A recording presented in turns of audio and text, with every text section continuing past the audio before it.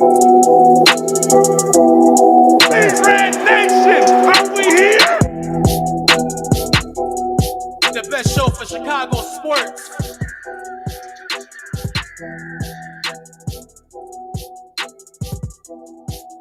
Oh my God! Yeah. What's good? What's going on, everybody? How y'all feeling today? It's your boy, Pat the Designer, back at it again. Appreciate y'all for tuning in and rocking with us for another episode of the Windy City Breeze Sports Talk Live. On the show today, we're going to get into Ryan Poles' interview on ESPN 1000 today. Some of the things that he said, some of the things that are interesting to take away from. Also, we got the DOSUMNU giveaway today. We're going to be giving away to one person out of the 10 qualifiers the DOSUMNU jersey. So make sure that you're in tune with us on that. Also, Fan Show, going to be taking your questions and answering them live on the show. We also gonna get into some of them press conferences over on Bears minicamp as well. So we're gonna break that down as well. Hey man, appreciate y'all for tuning in and rocking with us. As always, hit that like button, subscribe to the page. We do talk Chicago sports daily on this channel. It's the only channel talking Chicago sports, how Chicago talk. So make sure that you get in tune with us, man. Stop playing with it. It's been a good week. It's been a very good week for us. Especially here at the Breeze, man. We are growing things. We are making things happen. I am trying to pull up now because they do have the Chicago Bears press conferences live going now. So we're going to go to that already in progress. They started it randomly at like 10:50. So kind of weird there, but we're going to go to that already in progress. I believe Kyler Gordon is at the podium right now. Hold on. Happy and excited. And then this past 24 hours, I've just been having a lot of fun just being here in Chicago. I mean, I don't even feel like I've done that much, but I'm already having a lot of fun, and I'm just enjoying being around everyone. And so, yeah. Yeah, it's just a little like, the beginning, starting point. Just a lot of more days of work ahead, and I'm just excited to be on this path and go up. What do you think about coming in with Brisker? Same draft class, both in the secondary. You guys have a chance to kind of be partners here for a while. Yeah. We started talking, and I think as we build our relationship, I think it'll definitely benefit us. We definitely talk about getting together and getting the playbook and pushing each other along and stuff. So I think it'll be good for us to go back and forth with each other. So I'm happy I got him on my side. What was your initial reaction when he was drafted? When he was? Yeah, a few picks after you, and then what did you know about his? Yeah. You've crossed paths at the combine and stuff like that. Yeah, I didn't find out until like way later. But when I found out, he DM'd me, and we're immediately on the same page. So I'm just happy, I'm on the same page as him, and we're just both ready to work. So I'm excited that the DBE is, he's a long, tall safety. So we're going to put in some work. His highlights. I haven't. I'm not going to lie. So, but yeah, I'm going to go watch him tonight. How confident are you can push for a starting job right away? Day one. I'm going to do my best and everything in my power to contribute to the team, however it may be. The best way I can produce, that's what I'm going to do. So I'm always just giving my all, really. Did you play more right side at Washington or left side or both? How did they... Both, any vice versa, nickel, rotate safety, anything they needed me to do. In your experience, how ready do you feel to make an impact as a rookie, and what are your personal expectations for yourself? Yeah, I feel pretty prepared. Are very prepared. Coming from Washington, just like everything that they've taught me in the way that I prepare myself game to game and person to person and just every category. So I just know that transition from my preparation transition is the same thing I'm going to carry over to the NFL, and then while adding more tools and more stuff that I can learn. So I feel pretty good about going in there and shaking things up for sure. What have you been able to learn about this scheme so far and how your strengths will fit into this defense? Yeah. I feel like I'm still getting into like learning all that completely. I like this defense a lot so far. What I've learned is just getting the terminology and everything like that. But yeah, we're gonna see. I guess what I'm trying to say is, what type of traits do you feel like you have in your game that'll be a good fit for this? Yeah. I mean, there's multiple traits, but I would say like as far as like this defense, I'll say as far as like playing fast, like my ability to play fast and read my keys quick, and be able to just go. So I feel like the ability that the defense that allows me to play fast, that's what I like about it so far. But there's gonna be other things we'll find out. What was it like hearing from Charles Peanut Tillman just the other day? Yeah, that was wild. I was watching the video. I'm like, why are they playing this? It's a good video. We watched them at UW all the time. We always practice the peanut punch, and then you walk behind us like, dang, that's him. Like that was cool. So just hearing what he said, like it was cool to get the information he was talking about, and it was happy to have him there. So yeah, I'm thankful. Talk about your calm at the position. Can you describe what that is for you, and is it natural, or you learn it over time? Yeah, I would say both. Just learn not to like really rush myself, and I feel like naturally I'm calm, but then even calmer when preparation comes into the factor. So when I prepare and I feel like I know everything and I prepare for every situation that could come at me, I'm very calm about it. When you say don't rush yourself, what are some things that happen that cause you to rush yourself? Yeah. So like, say like early in my college career, like not being as prepared. So I'm thinking of all these things that are going on, but the more prepared, like I know what this is, I know what that is. And you saw like my transition in college, but just that type of stuff. Yeah. One of the things that one of the Bear scouts said stood out about you was the lack of flags, which, the technique changes from what you can get away with in college to what you can get away with in the NFL. How did you hone that part of your game to not get penalized, and how do you feel that's going to help you not draw penalties in the NFL? Yeah, I mean, so practicing it definitely would help not draw it in the NFL. But really just consistent repetition through college and stuff like that. We had I know Jimmy Lake, me and him had some flag stuff that we went through, just teaching me. And but yeah, really just the preparation at Washington and the stuff I went through. And yeah. That's something that you and Duffy worked on quite a bit. As far as like not getting flags and our technique. I know that you guys started opposite each other. Did you guys have certain things as like a tandem that you would work on specifically? I know we were very big on communication as far as like me seeing what he sees on his side of the field and vice versa. So just really having that chemistry to be able like, what do you see? What are your concepts? What are your route formations, tendencies, receivers that are giving you different moves? Like, what are you seeing? So I think that tandem itself was just good.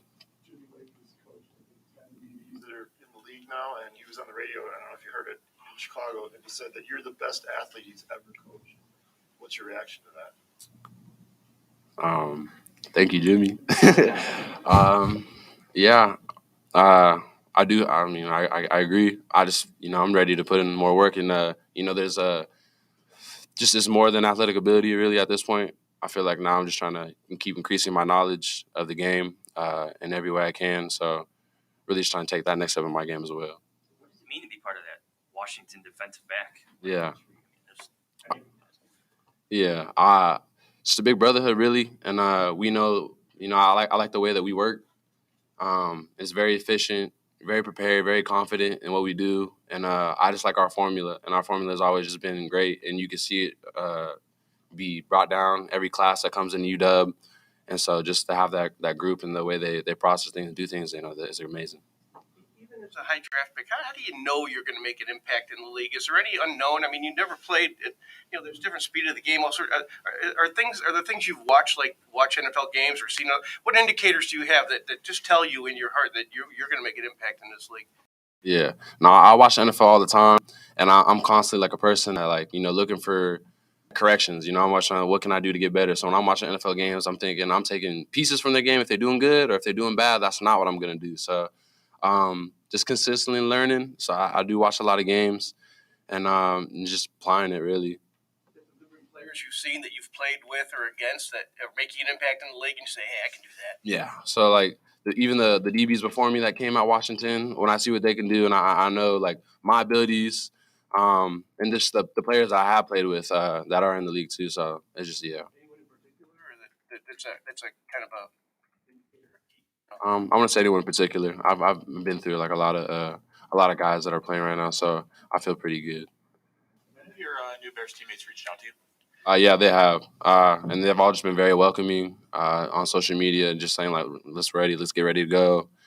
So I was thankful for that. It's Jalen Johnson or Eddie Jackson. Yeah, Jalen hit me up, and we were just talking about getting to work. So yeah. If they do have you move inside here, I know Ryan Poles said he liked the value of the pick because you can do both. Right. What is the most challenging part of playing the nickel? Challenging, I guess just learning their terminology, but I mean that's gonna come quick. I feel like, or I know. So I like nickel, so I don't find it very challenging. I do my job really. So I'm just excited. I'm cool. I'm ready to play wherever, honestly. So Learning to become a technician and really taking pride in that. Do you have any specific examples of things that you really dial in on technically and have come a long way? Yeah. For instance, I would say, like in college, there'd be times where sometimes we do the thing we call offhand jam, which is basically like if they're going to the right, we're going to use our left.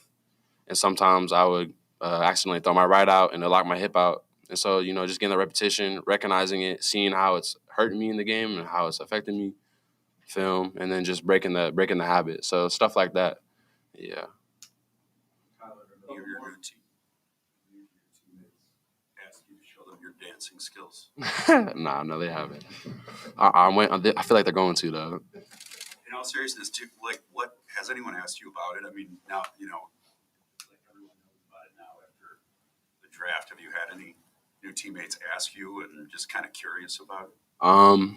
Not yet. No. Everyone's like brought it up a little bit. Get a little laugh. But yeah. In the locker room after a win, do you have some moves? I only bring the moves out when it's necessary, when it matters most. If I get pushed into a circle, then I might do something. But yeah, I would guess that to some extent you've probably been teased about that over the years. How did you deal with that? Get to a point where you seem like talking about it right now, it just rolls off your back. Yeah, I wouldn't say. I mean, I don't feel like I was teased if they were. I mean, I'm thankful for that. My mom put me in dancing. I got to go through that and just the different things that I got out of just dancing. So I'm thankful regardless. I don't really, if someone's teasing me about it, I could care less. Yeah. What's your favorite kind of dance? That's tough. I want to say ballet, but ballet is super hard. That's super hard. I'm gonna go ballet though. Ballet's cool. Thank you guys. That was Kyler Gordon, new DB for the Chicago Bears. We'll be listening in on all these guys as they bring them in here. That was pretty funny at the end there, though. He's talking about getting teased doing ballet, right? Because his mom had him in ballet. But what you notice about him being in ballet, and this is something that a lot of great players in the NFL have done and have dealt with and have moved forward. And by the way, if you're in here right now, man, hit that like button, subscribe to the page. We'll be live for a couple hours today, breaking down what we're hearing right here. Also breaking down, the Bears' belief in Justin Fields. But no, I thought it was funny, right? Because to me, it's something that you could get teased about, especially playing football. It's something that, the guys would tease you about maybe. But it's probably the best thing for his career. And you saw it affect him in college where he's able to not only there's some plays where he's going out, catches the ball off of a pick, comes down, toe tap, straight ballet move out here, a little toe tap, bow, bow. As a DB, you don't see that often, right? So I think that's going to be very key for him, especially just the repetition of it, right? Like you think about dance, the repetition of dance, you got to keep doing something to learn a dance. The only way for you to memorize. And so I'm sure that probably helped him going into football. I'm sure that helped him moving forward with how he played on the defensive end and just like getting used to having that going on in your mind all the time, right? Like, I got to keep doing it this way. The one thing that I heard there from Kyler Gordon that I really liked was that he talked about getting into the film and correcting his mistakes quickly, right? He talked about how, sometimes they were doing the offhand drill and he would reach out with his right instead of his left, right?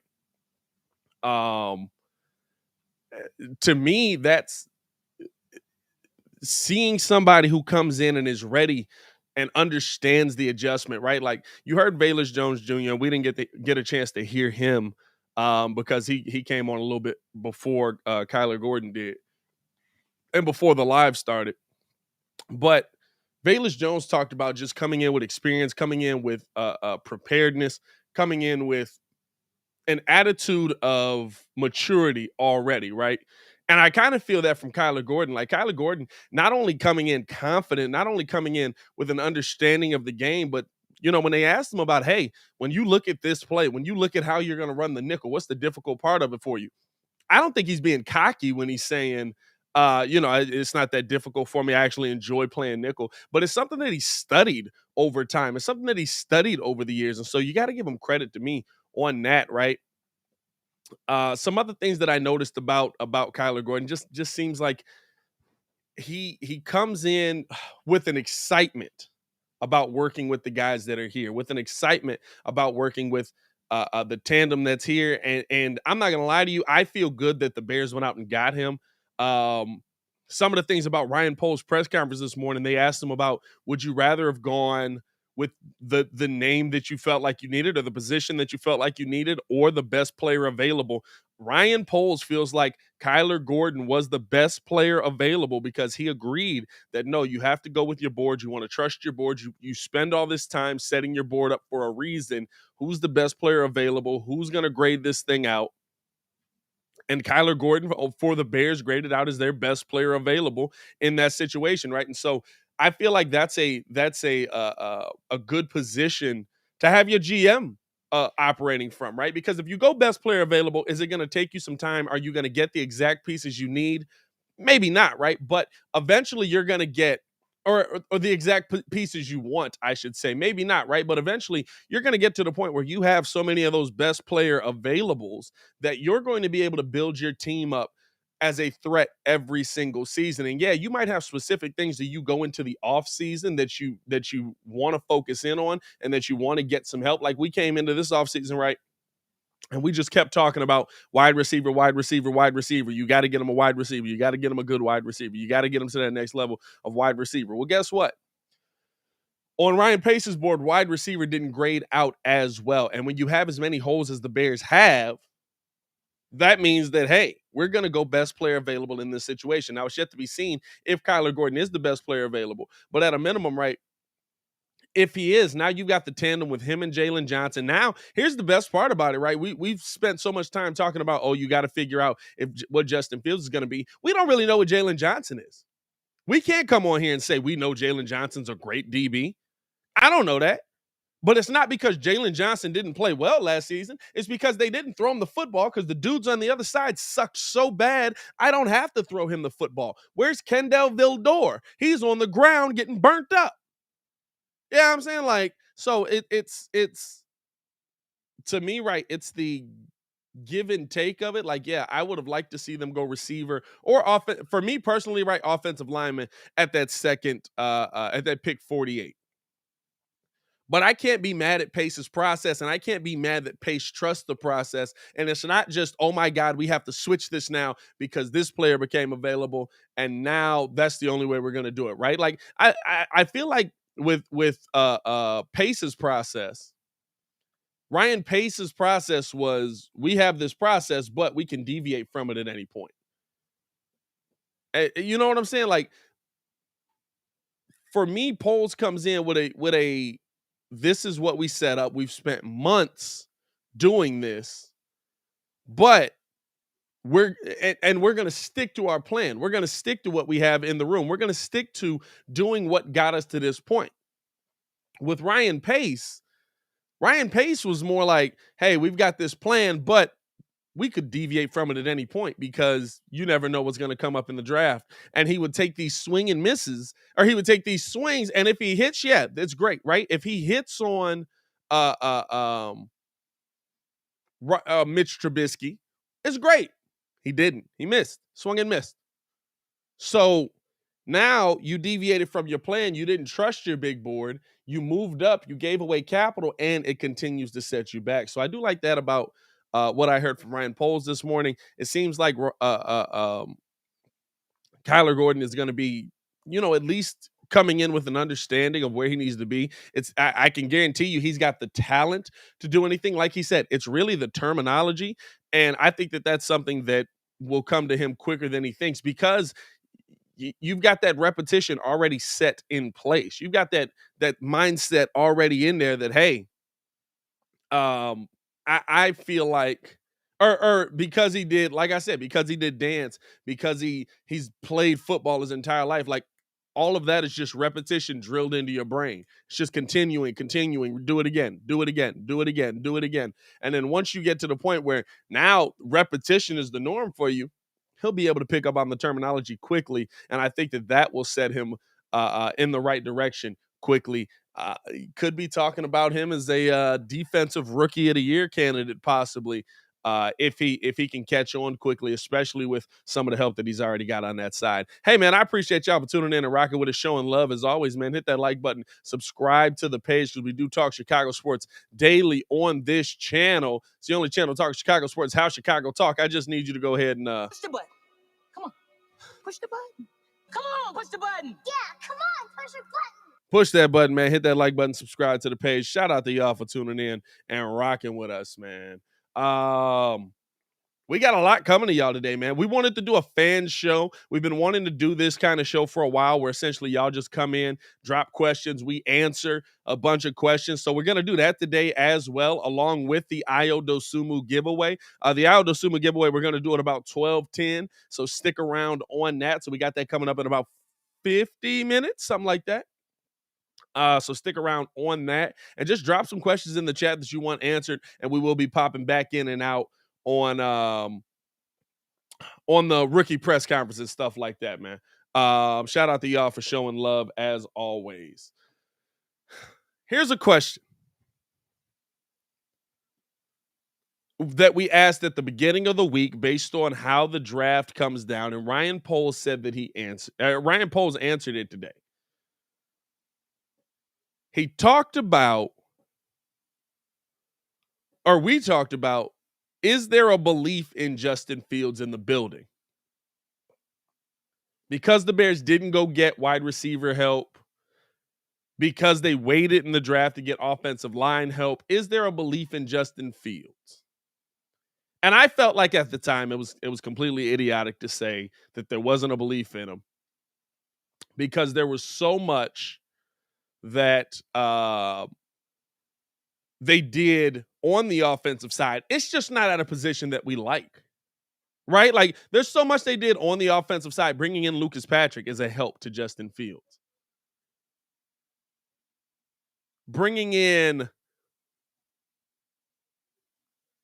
Braxton Jones in the draft, some of the other linemen that are late in the draft, is a help to Justin Fields, because you're creating depth.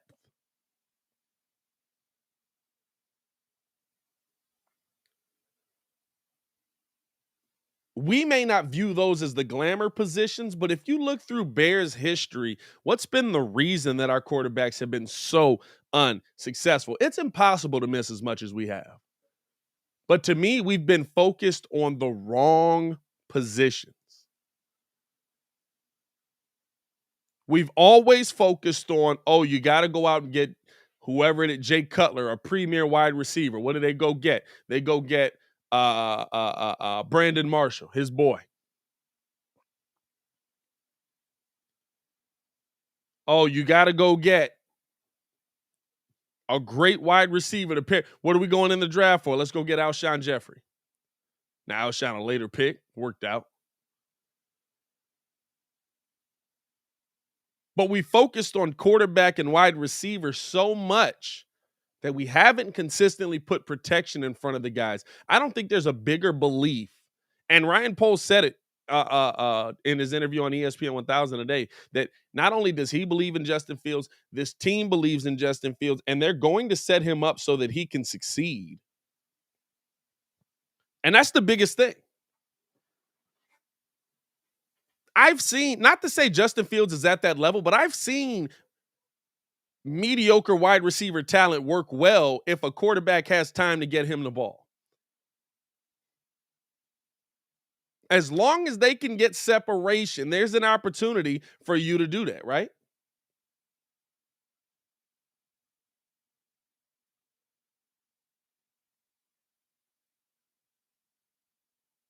So you got to put him in a position where he can operate and have time to get it to mid-level wide receivers, top-tier wide receivers. You know what I'm saying?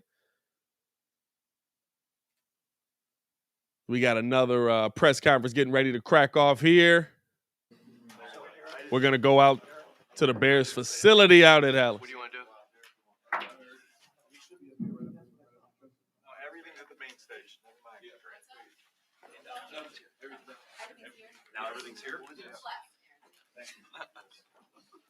Come on, Larry. Aaron, so how's it going so far for you?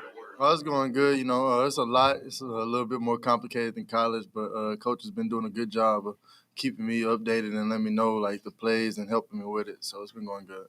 So when it's a little more complicated, like, how do you absorb the information? Do you have a technique to try to, like, get it? So, you know, usually you make a mistake once, they're cool. You make the same mistake twice, that's... Yeah, you don't want to make the same mistake, but walkthroughs help. So we just had our walkthrough. So I just feel good about everything I studied last night and doing the walkthrough. So I think I'll be good in today's practice. Goals for this weekend? Just, you know, showing why they drafted me, kind of help them find some confidence in that choice and keep it, you know, lean into count.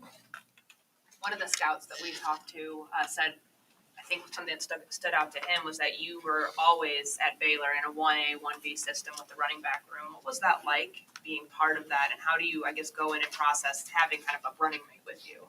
It's kind of good. You know, you always got somebody with you, you know, take on some of the load. You know, this is just how we always done things, and I've never been, like, a selfish person. So I always enjoyed sharing the backfield and having, like, that kind of partner, you know, to have some success with. I think I saw somebody on the roster was like 230. Did you have you played with like a true fullback before? No, not a true fullback. Does that excite you to know that? Yeah, it's nice to have somebody that big to run behind. Have you been in contact with any of your Bears teammates, any of the veteran guys yet? I ran to David Montgomery in the locker room, and we chopped it up a little bit, but we haven't really just seen many guys. Treston, how do these facilities and this program that you're being indoctrinated into, how does this compare to what you went through at Baylor? It's similar. Just the coaching staff and just everybody around been so welcoming, and, you know, just making you feel comfortable and at home, you know, because this is a new environment. He looked and like I've never Pat been this without far the away from home, glasses. to tell you the truth. Let's see. And so, like, it's just nice, you know, you get to see some friendly faces, you know, everybody's smiling, laughing, having a good time. So I'm comfortable here now. Is the workout room, the locker room, the cafe, all that? Shut up, Roy. More money than the Bears. Both facilities are very nice. Treston, what do you consider your strengths? Just my ability, my vision, and speed, just to find the hole and hit it, and then just the speed to pull off, you know. So I feel like that's my greatest attributes. Do you ever return from college? That's your favorite? Probably the Iowa State one because I caught it. I caught it in the huddle, so it's probably my favorite. You said after you were drafted that you felt like your receiving skills are one of the biggest, you know, attributes you can bring to this team. What makes you so good as a receiver? Just because that's the position I played my whole life until I got to college. So, you know, that's the thing I'm, like, most comfortable with is catching the ball and making people miss after I catch it. Did your phone not work when they called you during the draft? Oh, my phone wasn't working. What were you, like, in a cave? Or? Oh, I was out in the country. So I'm from the country, and so I'm out in the country, and you know, we had a draft party, and my agent was calling me like, your phone not working. I'm like, no, I got your call this time. He's like, but I didn't call you 3 times. I'm like, all right, I'm gonna go outside, and so I'm sitting outside, and my sister run up to me, and that's how I knew her phone worked. No, I didn't. So the Bears called your sister, or you saw it on TV? Bears called my sister. What's her name? Tiana. Tiana. Yes, sir. Good thing they had Tiana's number. Thank God, right? Because I don't want to draft somebody that Yeah, she told my agent, she said, well, they might as well pick me. My phone works. Endorsement, try to get a sponsor. Yeah, we need some, huh? I need something new. Overall, Treston, what's the last 6-7 days been like for you? Well, it's been great. You know, your dreams come true. It kind of hit me yesterday. I was sitting here, had some Bears gear on. I'm like, I'm in the NFL now, and it's even more of a job now. You kind of see it, and so I'm just excited. I'm really excited. Hey, I don't look like every light-skinned dude ever, bro. I'm Ryan Poles. I'm just been ready to play Treston football. I Ebner. know Come I on, had dog. spring ball already, So it's been a while since I actually got to play football, so I'm excited for that.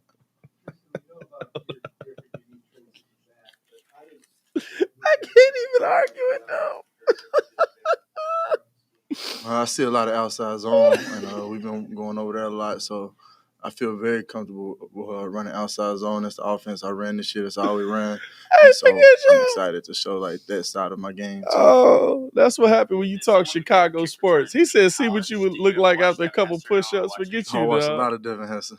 Yeah, I watched a lot, so it's nice. I was joking with the equipment guys. I'm like, Lamar Jackson, number 23. I'm like, I hope he let me buy it from him. It would be nice to put that number on. It put a little pressure on myself, but it's the kind of pressure you want. I just hope I can be half of what he was, They're running another return man with Velus Jones. You just said you like putting that pressure on yourself. Are you looking forward to a little friendly competition? Oh, yeah, I love it. It's nice. And we'll be able to push each other.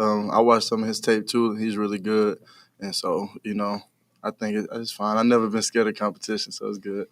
You said you ran into David Montgomery. How much did you know about him and Khalil Herbert in the Big 12? Well, I played against Montgomery, and I remember both of them.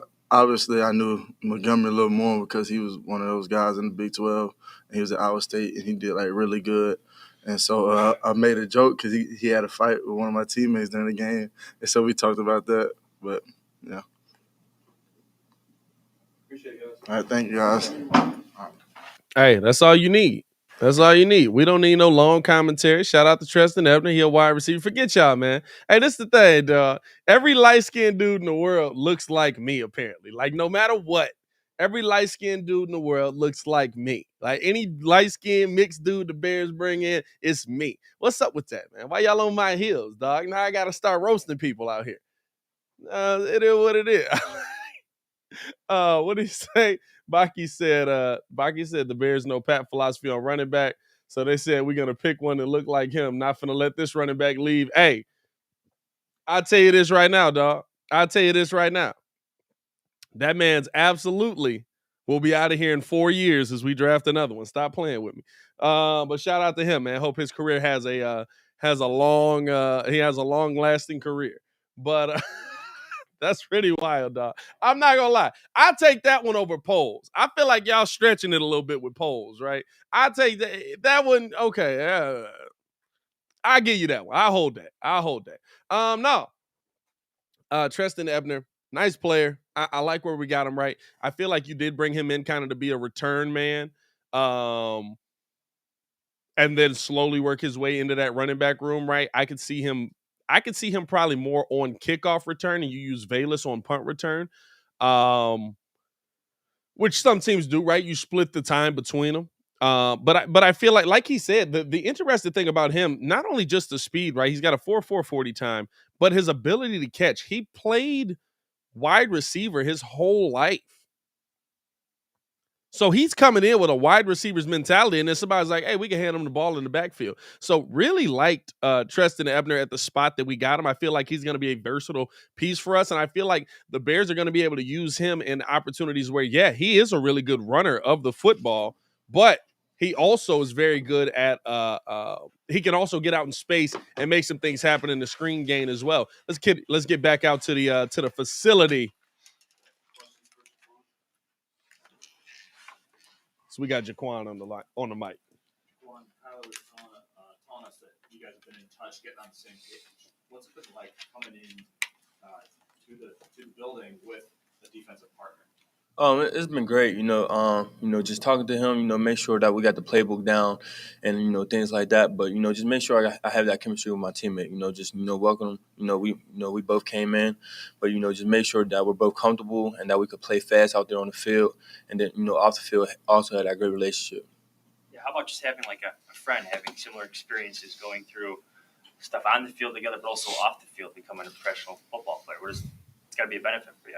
Yeah, it's great. Having him come. We came in at the same time, and then 86 we in here, also man. Hit came that in like on button. our top 30 visits at the same time. So we end up talking, there, and I got to know him on the 30 visit, and then we end up playing for the Bears. Getting drafted in the second round, and just having him come in, it's been a lot easier too, because I could communicate with him, about the plays, and then talk to him, off the field also.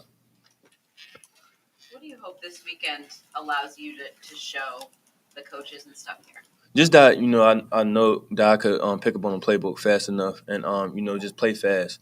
I think that's very important, coming in, high expectations, but, also showing it on the field, showing that, I'm in shape, and then showing that, I could, learn the plays.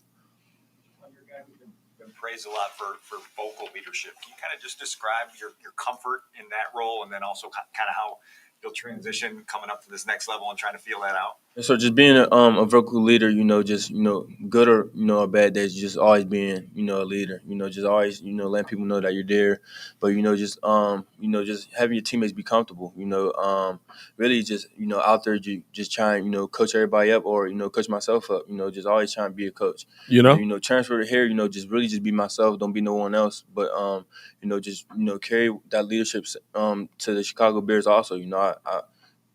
I've been used to being a leader, so just come over here, learn under these guys. But at the same time, I could be a leader also. I need a counter. Jackson at all? No, sir, not yet. When you're trying to hold your teammates accountable, how does that accountability maybe start with yourself and your own approach to whatnot? With myself, just make sure I'm doing everything right before I make sure everybody else, before I hold anybody else accountable. Just make sure I'm doing every single step right. Showing up early. Showing the means early. Being out there on the field first. Just doing everything right. So when people do look at me, he's like, oh, he's doing everything right. He looks great on the field and he looks great off the field.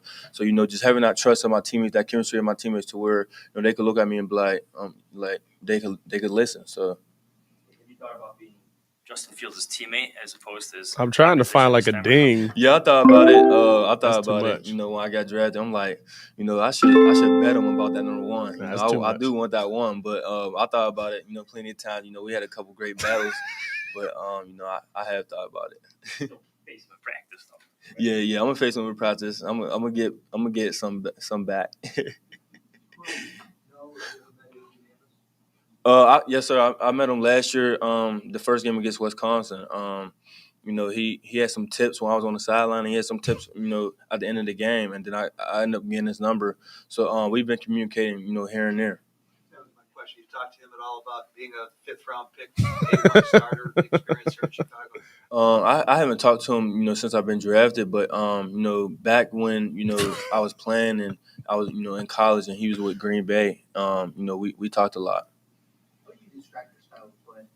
I'll say old school. I feel like I'm an old school safety. I feel like I love being physical, but at the same time, I can show my versatility in the back end. I could attack the ball, I could cover, and then obviously in the box, I love to hit, love to tackle, and take on blocks. Hey, Almighty, he close. Nah, he definitely just nervous. This is probably his first. I love being around the football. Like, so focus on you press being conference. in the box. Just because I'm, I can make tackles right there and things like that. But if coach, asked me to go back there, I would. School safeties that you admire? Yes, sir. Sean Taylor, Ronnie Lott, players like that. Ed Reed, Troy Polamalu, people like that. He got a good list. Last week was saying that he was at the Maryland game. Do you remember the pick you had against the Maryland game? Yes, sir. Can you describe that play? Cache, So the really, chat gonna roast. The quarterback was scrambling. I believe we probably in like a float coverage, a float concept, where I just read number 2. And, when it's rollout, we just attach. That was our rules, attached to the nearest receiver. So, I was just trying to find the nearest receiver. He threw it up. I went to go get it and, got tackled. You mentioned high expectations earlier. So for yourself personally, as you come in, are you thinking about starting? Are you targeting that? How do you want to go about proving to the Bears that you're Is he thinking about starting? Ain't nobody else in there. starter in this league as a rookie? Just taking it one day at a time, being where my feet is, just coming in and working very hard, every day, working to be a starter, because I know, obviously I'm coming out the bottom of the depth chart, but prove that, I could be a starter and keep working hard, earn that position, earn that spot, but, just keep working hard every day and being where my feet is, not think about the future. What do you think about the aspect of this opportunity where you're coming in new, but also this coaching staff was new, this defense is going to be new? It is, you're coming in right on the ground floor of something. Can you repeat the beginning? But what do you think of that aspect of your opportunity? You're not coming into an established defense. You're coming into something that they are just starting to build. I think it's a great opportunity. A new staff. A lot of new people and a lot of new faces. I think everybody wants to change this around. And that's what they brought me into. Here too. To change it around. So I feel like me coming in. with the new staff. A lot of new players. A lot of new people. It fits right. So it's a great opportunity. Well, a lot has been made over the last week about a Bears scout describing you as poor, hungry, and desperate. What was your reaction when you heard that, and then also the reaction to all of this discussion over the last week? To be honest, I really didn't really pay attention to any of it. I probably heard about it a little later. I was still enjoying my time with my family and things like that. But the Bears organization, did a great job, communicating with me and things like that. So, I really don't let things like that get to me, because I already been through a whole lot. So, people say a lot of things, but that's not really, who I am. You can't judge a book by its cover. I'm actually, a great person, a great football player. And I also graduated from college, at Penn State. So, I overcame a lot of things, but I don't let little things like that get to me. Were you offended by that description? No, sir. It really just brushed off my shoulders, and really I heard about it like super late, but I'm good, I'm fine. It's time to play football. Plus, they fired him. Thank you. That was Jaquan Brisker, future starting safety for the Chicago Bears.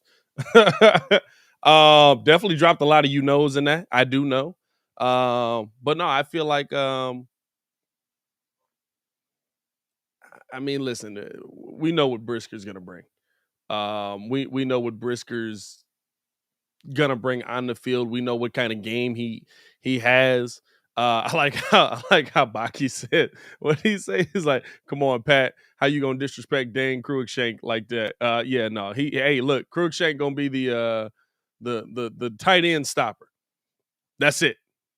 But no, I feel like listen, we poking fun at him, we dropping a messing with him on the knows and stuff like that. But if we being 100% honest, this young man's going to come out and ball out for the Chicago Bears. I think it's a great pickup to me, grabbing Jaquan Brisker.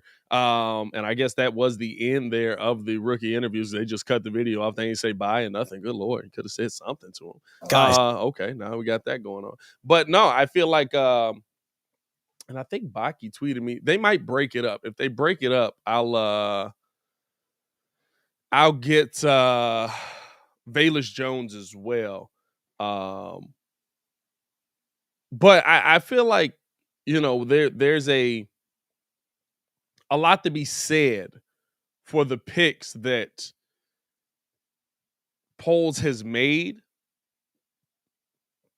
and the impact that they're going to make right away, right? Like, you talk about Velus Jones, whether Velus Jones is the player we think he's going to be or not, we're going to know that pretty quickly because he is 25 years old. And there's something to be said, right? Like, everybody piled on, like, he's 25 years old. I was a little stunned by it when it came out. I'm not going to lie. If you go back and look at the draft video, you saw kind of me and Kid just kind of staring off into space, But the interesting thing about Velus to me is that we've talked about how the NFL and the NBA, to be honest with you, has gone to, hey, let's get the youngest player available, where a player that stayed in college like they used to back in the day comes into the NFL developed and ready to go. We'll know what Velus Jones is pretty quickly in this NFL, I would believe. The maturity of it. And I feel like at, where do you go, 71? That's not a bad move to make. Like I still would have gone offensive line, but I would have gone offensive line heavily early in this draft. But maybe Poles didn't grade him out that way. But at 71, you're getting a guy that can impact you this season. You got 2 guys in the second round that can impact you this season. We're going to see what these guys are. Listen, you can say whatever you want, whoever's going to start, unless Thomas Graham shows he is ridiculous to start off this season. You're going to see a disgusting tandem. And Thomas Graham could be slotted in there as well, right? Like it's going to be interesting to see how quickly they're able to develop this defense. And I think that's going to be the one part you're able to focus on. But even on the offensive side, right, some nice pieces. How quickly are you going to be able to get them in there? How quickly are you going to be able to work them in? And like we said, there is a belief in Justin Fields, and Ryan Poles said, no matter what, we're going to make sure this kid succeeds. I feel like at a minimum, he's done that, right? Everybody else is going to have a learning curve, and they might be able to come in and impact right away, right? But everybody else is going to have much more of a learning curve. At least at a minimum, he's got a couple of guys who have been here for a season. He's got Lucas Patrick, who already understands this system. I think that's the biggest key for Justin. I think Lucas Patrick out of anything is the biggest key for Justin Fields coming into this, right? Because to me, you need somebody that can get that system in place quickly. You need somebody that can explain what Luke Getsy is going to do quickly. Your center needs to be, at a minimum, if not the smartest player on the field, the second smartest player on the field. And so I think that Lucas Patrick is the one that makes the most difference, is going to have the biggest investment, or is the biggest investment into Justin Fields. And so it's going to be interesting to see kind of how quickly the Bears can hit the ground running with this. And Ryan Poles in his interviews he said, listen, this is not a rebuild. This is not a retool, because when you think about those, if you feel like, excuse me, you're doing everything from the ground up. You're building everything like there was nothing here. He said there's some good pieces here. Now, I don't know if I fully agree with him on not a rebuild, not a retool, right? But I will say this. I look at this as an opportunity for the Chicago Bears to have some pieces in place like you do. Roquan, Jalen Johnson, Justin Fields, you hope. David Montgomery, at a minimum, we know can play football pretty well. Darnell Mooney's a good wide receiver. You've got that quickly. Those pieces are in place. Now, how do we build around those pieces? How do we fill in the gaps? You've gone out, you find 2 defensive players that are going to be able to make an impact day one, play one. You've gone out and you find a guy in Velus Jones who I think was a reach, but I do think will give you good production in the NFL.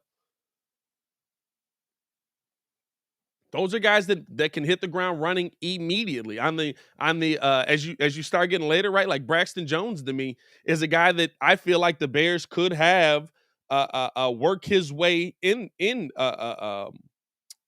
to the lineup quickly. Now, whether that happens or not, that's a little bit more of a stretch, right? He's a 5th-round pick. But I think you were looking for a replacement for Larry Borom on that side, weren't you? I like Larry Borom. I haven't seen Larry Borom be consistent. Those are 2 different things. I feel like Larry Borom's a good piece to have on your team. I don't know if I want him as my starter.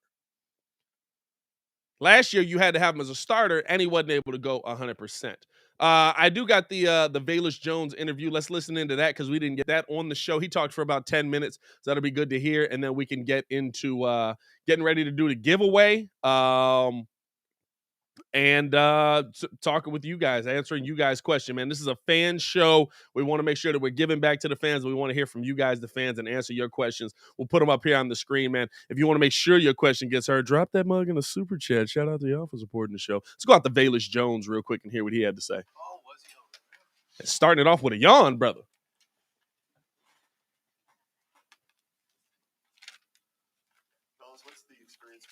far coming here yesterday, meeting all the new teammates and coaches, and today getting on the field? Man, exciting. Hold True up. blessing. Hold up. This is the first time I heard Velus talk. I ain't gonna lie. Buddy came on sounding 40. You can definitely tell the difference in the 21-year-olds and the 25-year-old. That man said, man, dog, that came on blessing, man. You know what I mean? Let's go. Coming in, it still doesn't feel real yet, so we'll see when I put on the helmet for practice today. Really just, just taking everything in and, establishing a role on this team. What have your interactions with Justin been like so far? I haven't seen him yet since I've been down here, but we've been texting. We've been texting on the phone and FaceTime and just, manifesting, what's to come. But, yeah, pretty much. Most likely I'll probably link up with him when I get back out here. To us when we talked to you on the phone last week, when you think him as a return man, and what strikes you, and why did you bring his name up when you thought about the Chicago Bears? Man, when I think of David Hester, I think of greatness, fearless. It just seemed like he slowed everything down from like his cuts, his decision making. Like we knew, even on Madden back in the days, like he was like a 99 overall speed, or I'm pretty sure. And so like his craft, it's just so much, that goes with his game and stuff. And, I was watching him ever since, I was young. Was a huge impact on my return game as a kid. But when his name comes up, I think of greatness. What did you realize in your football career that returning was something that you had gifts with? I would say Pop Warner when I was in Park League, when I had my first kickoff return against a real good Park League team that at the time lost one game since they've been 4 years old, and we were 10 at the time. And I'll say then I realized, sky's the limit when it came to that. And ever since then, I've just been perfecting my craft. What was that return? Can you describe that return? Well, it was really in Park League, we didn't have no field or no middle, a boundary return. The ball was just rolling on the ground, and I picked it up. But I remember at a point that I was slow picking it up so I could bring them in a little more. And then I picked it up, and I knew I would get away with speed. And then I just followed my blocks. But I remember that like it was yesterday. And that's been so long ago, like 12 years ago. Velus, have you done, the specific speed training over the years? How did you train for the combine to get the 40 time that you did? Is there anything that's been specific that you've added? So when it came to training for the combine, I knew my 40 time was going to be real important. So that was my decision to go to Bomarito and Pete, in my opinion, is the best in his business when it comes to speed. And so it was like technique things. I knew I had great acceleration, but I definitely, needed to work on my start. And so I went to Pete and got all that down packed with him. And, I peaked at the right time, and, he said I would. And so I just trusted the process, putting in work each and every day, not looking too far along the line when it came to the combine. But, Pete definitely came in clutch with me. And so that was a great decision of me going out there training with him. Did you run track in high school, or have you always naturally been as fast as you are now? Yeah, I did run track in high school. I was fast when I was younger because I remember being in Park League. Bill Silver was my Park League coach, and he was just saying he's going to make me a superstar because I was already fast, and that's my first position on offense was running back. I played cornerback before then. And so I was a late bloomer, like growing up. I remember I was always the smallest when I was fast, but everybody got much bigger and things like that. But I was like a late bloomer. So I would say my elite speed didn't really kick in until like my junior year in high school. But speed always ran in my family when it came to my grandmother, my older cousin Colin, and then my dad. And so speed is always something we had in our genes. How much does being a return man impact your development as a receiver? Because at this level, there's a lot to learn. I would say Tougher to do both. You wish you were a dedicated receiver so you could just work on that. I would say it's really a blessing. Me, I came here, I want to win games, and I want to help this coaching staff win games, and I'm all about winning. And any way I can affect the game, definitely in the return game and as a receiver, I feel like you can never learn enough. And however, I can help my team. And so, no, I'm blessed that I can do both because I can impact the game in different ways, especially for this team. So I'm really excited about that. But wherever they need me to be, that's where I'll be. What kind of details of route running do you want to improve between now and the start of the season? I would say top of the routes, breaking in and out of routes. That comes with flexibility, things off the field. Be able to drop my hips even more. Just as a working on my route craft overall. I mean, even the best route runners, they got to get better at something. From your time at USC to when you ended at Tennessee, where do you think you improved most in your game?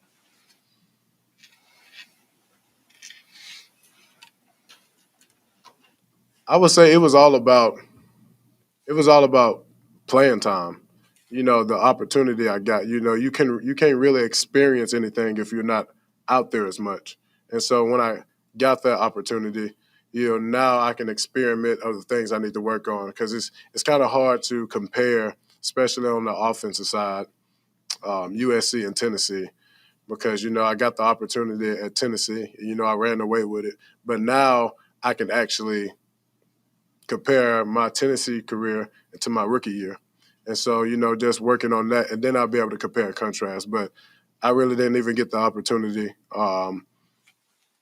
like I did at Tennessee. So those two are like kind of, you can't compare those. Do you think that eventually, that we'll recognize that being 25 years old is actually an asset as you make this tradition? You think that's a benefit to be a little bit older? It is a benefit because I'm coming in with maturity.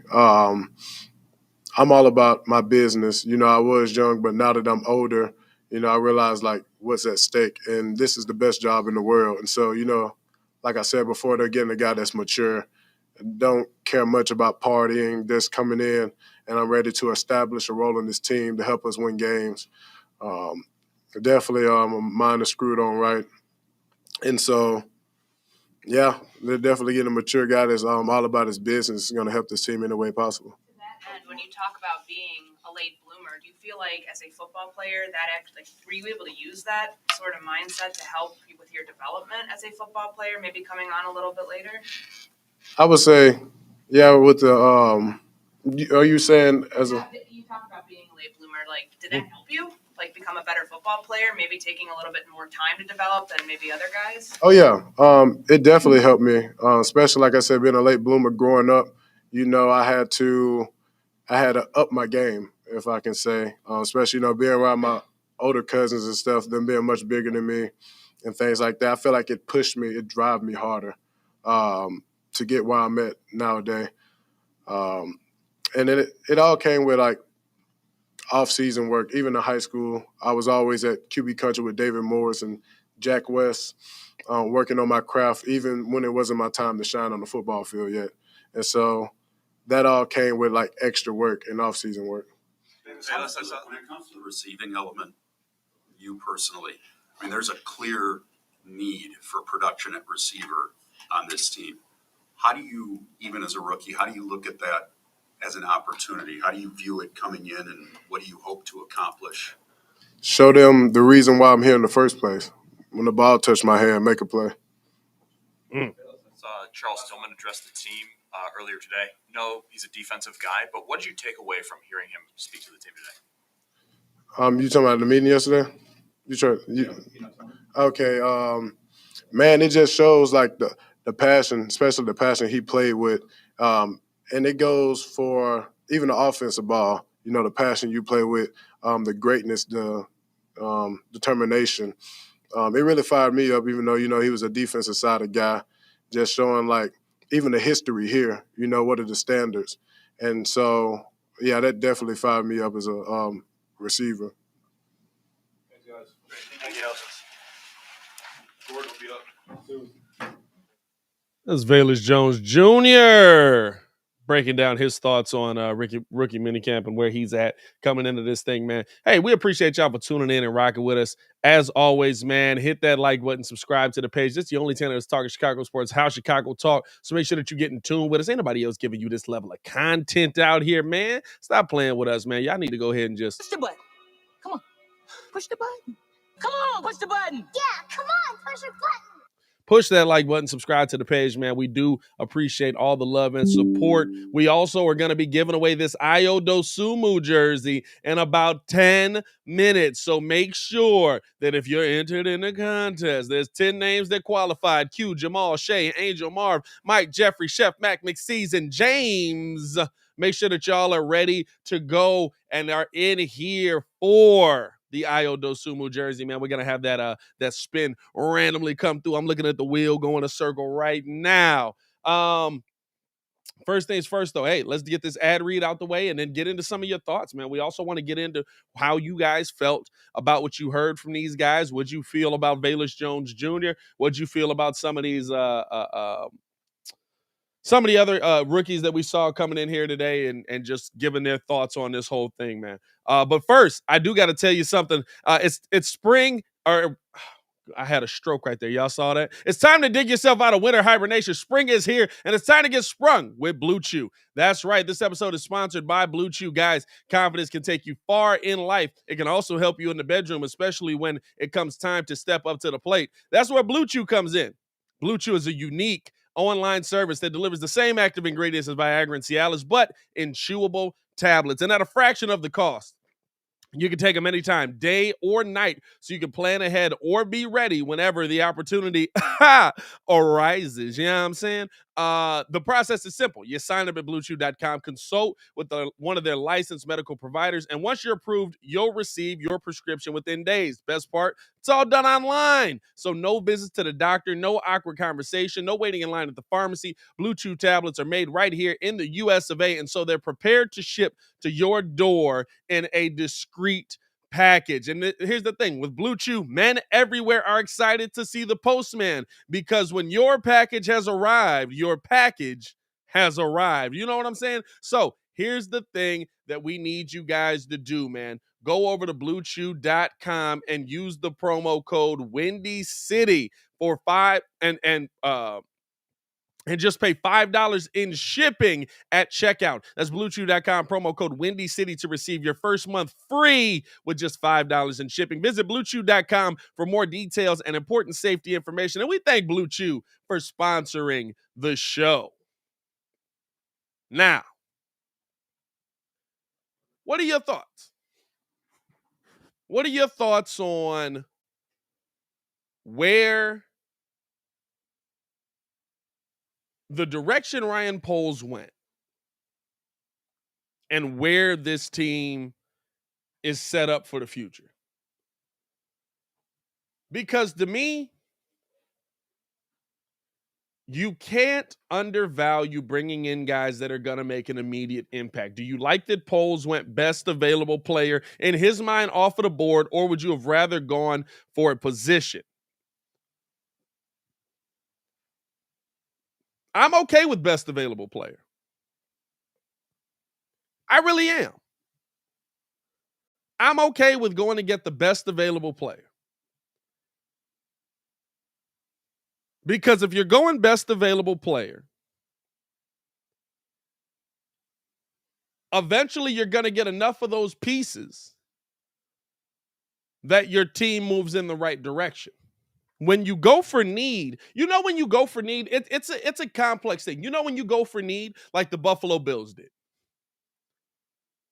When just about at every position on the field, I've got somebody that can make a play. That's when you go for need. Not like Almighty's comment. He says, best available was cool because it was also a need. That's you know what I'm saying? When best available is also something you need, it does make a difference.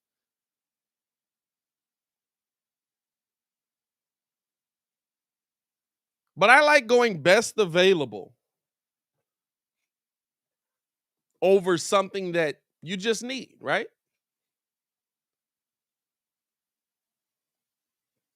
Because in that situation, if you continue to find the best available player, eventually it's going to work out. And especially with the Bears situation, Bears come in with a lot of money on the books next year.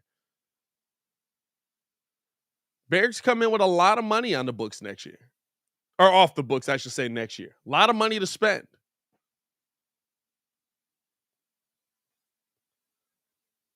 So it's gonna be I think the turnaround for the Bears is gonna be a lot quicker than most people think. I think that the turnaround for the Bears is gonna be a lot quicker than most people think. I feel like this is a situation where, yeah, starting this thing off, there's gonna be some speed bumps, right? Starting this thing off, there's gonna be some speed bumps. There's gonna be some tough times. There's gonna be some struggles. But you're going into next season, you want to see, hey, can Justin Fields play? Hey, is David Montgomery going to be here? Or does this kid Treston Ebner work out? Hey, how's our DB room? Or we got to go address that in the draft. You know, I said it in the video yesterday, right? Like, we have to watch how we're evaluating these players. The biggest thing that I had an issue with Mitch Trubisky was when everything was working,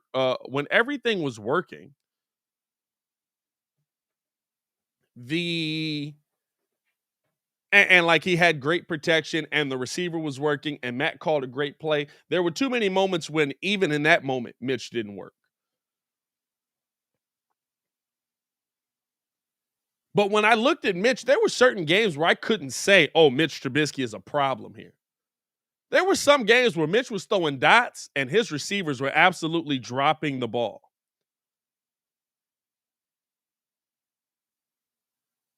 There were some games where Mitch was absolutely dotting it up and his receivers were just dropping the ball left and right.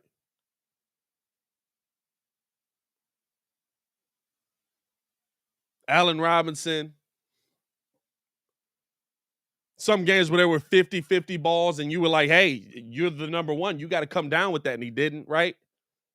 There were sometimes Mitch allowed the player to make a play and his receiver didn't make a play. That's the same way you got to evaluate Justin Fields. If Justin comes out and it looks like he's throwing the ball just a little bit behind and receivers not, like with Velus Jones, right? What is it? I'm going to drop back. I'm going to put this mug up. You got to run into it and keep going. You can't throw it a little bit behind him so that he has to slow down. You don't want to stop that speed. Right? Like, is he being accurate? Is he putting the ball on people's hands? Is he like, those are the things that I have to assess. And then if I look at the game and he's doing all those things well, he's reading the defense well, he's breaking it down, and the ball hits the receiver in the hands and he drops it, guess what? I'm not going to come out of that game and say Justin Fields was awful. I'm going to come out of that game and I'm going to say Justin Fields gave his team a chance to try and win this game and his receivers let him down. Same as I did with Mitch.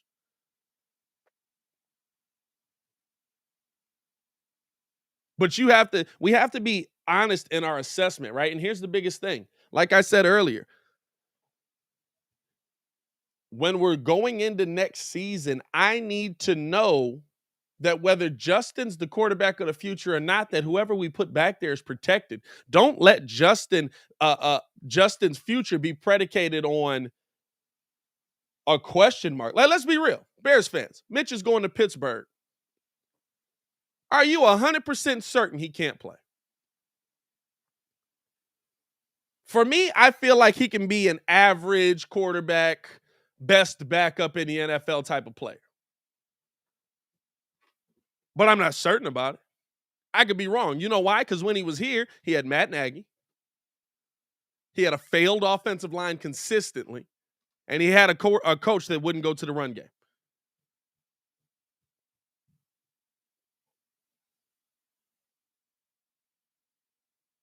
So he could go to Pittsburgh. He's got weapons. He's got a line. He's got a run game. He's got a smart head coach. And he's got great coordinators.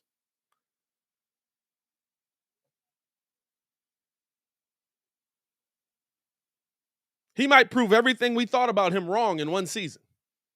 Now, he might also lose his job to Kenny Pickett, seeing as how he's from Pittsburgh and went to Pitt and is the hometown kid, right? Like, I feel like the pick of Kenny Pickett, like Kid was talking about how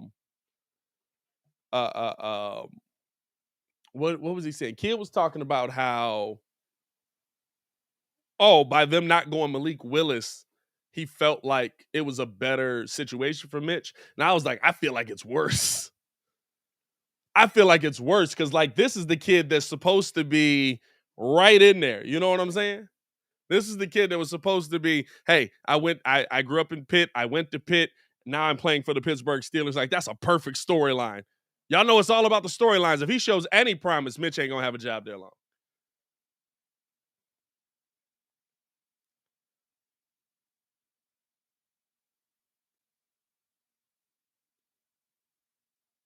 So it's one of those things to me where, like, I'm going to evaluate Justin based on what he's able to do. But I also want him to have the best opportunity to make a decision. And by doing that, you go offensive line. I like that Poles went offensive line. Hey, you also have to know if these guys you took in the second round last year suck or not.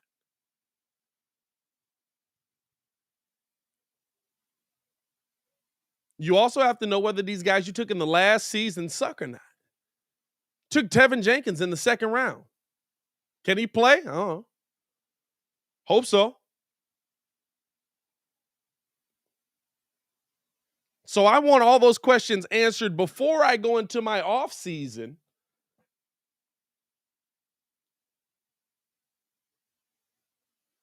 Where I have a full slate of picks and money.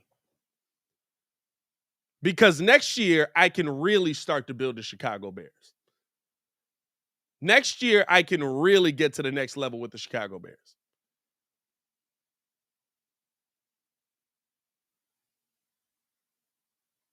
And that's where it is right now, man. That's where it is. Hey, we appreciate y'all for tuning in and rocking with us, showing love as always, man. We're going to be giving out this DOSUMNU jersey. We also want to hear from y'all. I see some detractors in the chat. I see some supporters in the chat. So we'll get into all of that as well, man. This is a fan show. We're going to talk with the chat. We're also going to talk a little bit about that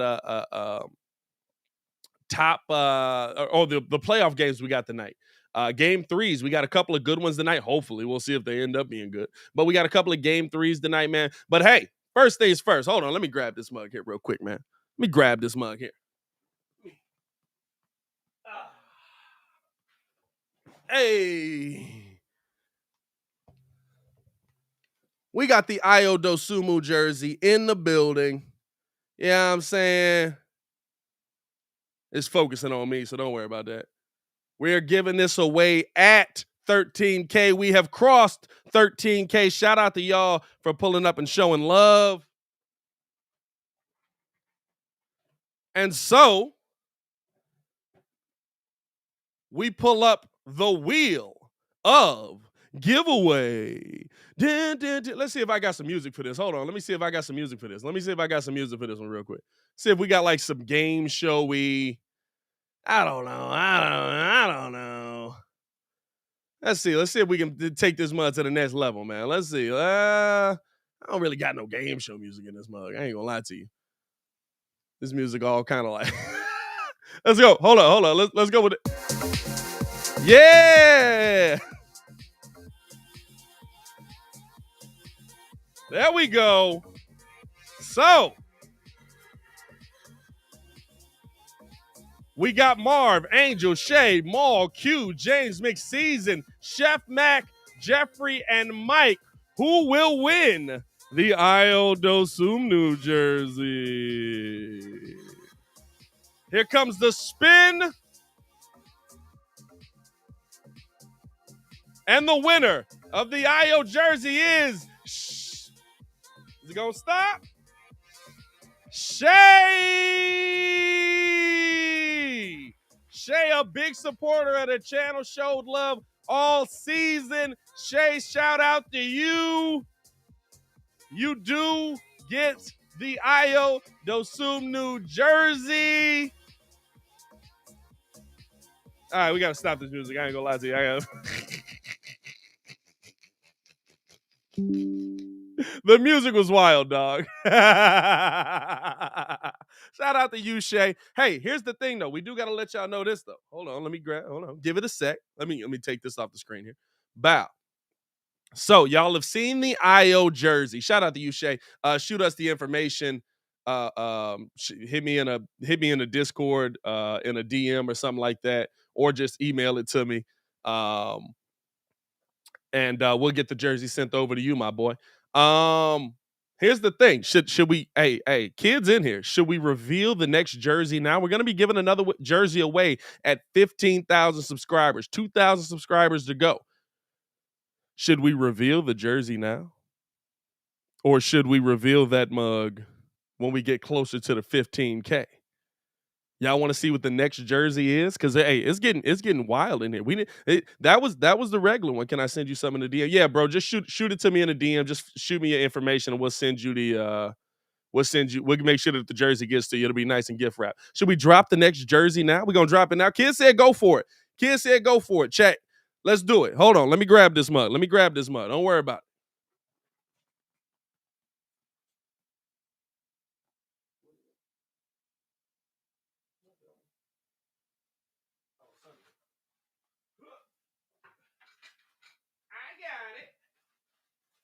All right, hold on. Here we go.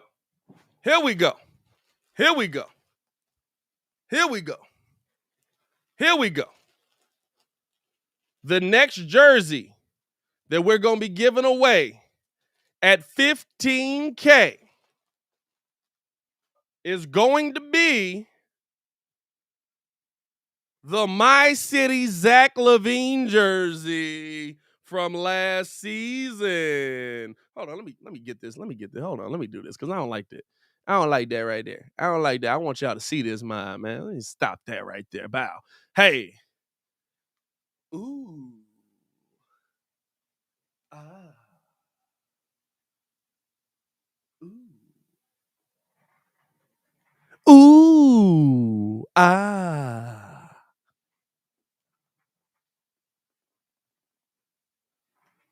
So when we get to 15,000, that'll be the next one that we give away. Make sure that y'all tune in and show love on that as well. And man, listen, the easiest way to help us to have a chance to win the jersey is going to be just by sharing the page up, sharing up the content, sharing the short videos and stuff like that, man. Because listen, we see all that. We're not a big brother organization yet. Plus, we're going to be having another similar to what we did kind of giveaway. How you gonna snub some Minovich like that, Pat? Hey, listen, Marco you gotta make a play. What's Stacy say for the nickname, brother? You gotta make a play. Marco's biggest play was getting dunked on. So come on now. Sent you a DM on IG. All right, Shay, we got you, my boy. We'll get the jersey to you, man. Expect it in I don't know how long it take for mail to get to places, but expect it in a couple of days, I guess. Roy said, turn on the music. Hey, man, shout out to y'all for tuning in and showing love, man. Hit that like button, subscribe to the page if you haven't already done so, especially knowing that when we get to 15K, we're going to be giving away another jersey. We appreciate y'all for getting us across 13K. Y'all don't understand. Like, it really is a family in this mug. It really is a real family dynamic in this mug, man. I really do appreciate y'all for showing so much love. The fact that we've gotten to 13,000 subscribers. I asked Kid yesterday, I was like, when did you come on? He was like, oh man, I came on when we were still under 1,000 subscribers. We've gone so far since the beginning, and it's because of people like y'all, man, because we've built this family dynamic, man. Like, I know mugs, I literally sit there and leave the show and I'll be talking about y'all to the rest of my family like they know who y'all are, and some of them do because they be in the chat as well. So like, it really is love, man. We really appreciate you guys for showing so much support to the show, and we're glad to be able to give back. Shay, shout out to you for winning the IO jersey. The next one, like I said, is going to be that Zach LaVine My City jersey, and then we get the 20K. So we got two more we're going to do this year. We got 20K and we got 23K. Of course, you know we got to do 23. Come on. If we can get to 23K by the end of this year, somebody's going to be getting a Jordan jersey in this mug. Shout out to all the Bulls fans out there, man. Or we can go Hester. Listen, it could be the 23 of your choice. Maybe we'll do something like that. The 23 of your choice. We got a bunch of them to choose from in the city. You can go Jermaine Dye, you can go Jordan, you can go Hester. I feel like Jordan is an easy one. Yeah, I mean, I feel like Jordan is an easy one. So big love to y'all. Appreciate y'all for tuning in and rocking with us as always, man. Let's keep this mug going. Drop some questions, man. Let's answer some questions in the chat. This is the fan show. What do you guys want to hear my opinion on? What do you guys want to know? We're also going to be talking about some of the stuff in the NBA as well with the game threes. But drop some questions in this mug, man. Rico said a Jordan 45. Nah, bro, we got to do that at 45,000 subscribers. You help us get the 45,000 subscribers. Guess what? A Jordan 45 is coming out. Come on now. Stop playing with us. There's numbers in this game. You know what I mean? We might get that gold dipped. We get the 45,000 subscribers, bro. We might get that gold dipped.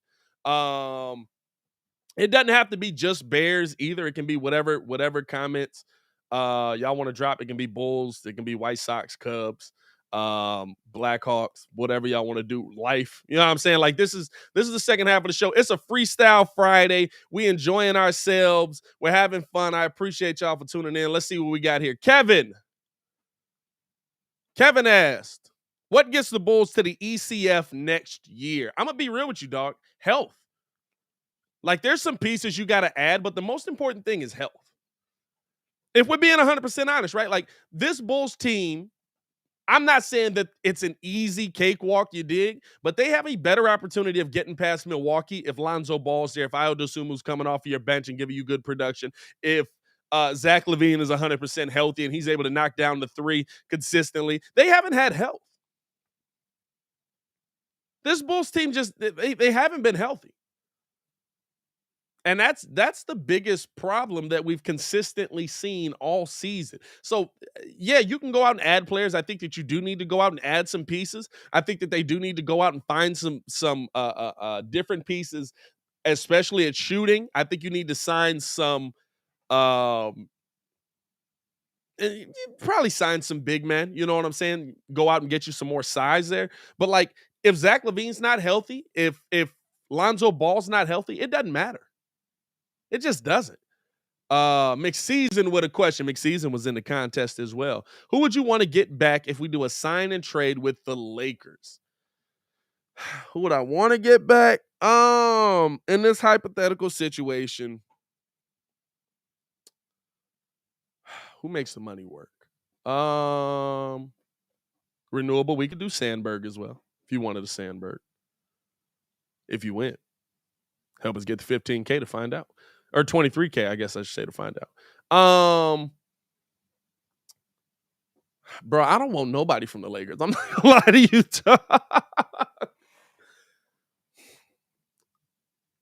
You got to send me Anthony Davis and somebody, right? Because I'm sending you a player that can play. I know kids said, like, you're not getting two pieces for it, but I feel like if I'm not getting two pieces for it, I'm not making the move. I guess you would kind of have to get Anthony Davis back. Like, there's no other piece on that team that even makes sense to come back in that deal. And send me a pick. Because the Lakers are going to have a pretty high pick, and I can flip it. What is the Lakers pick this year? Okay, we got to know by now, right? Like, let's see. Lakers draft position.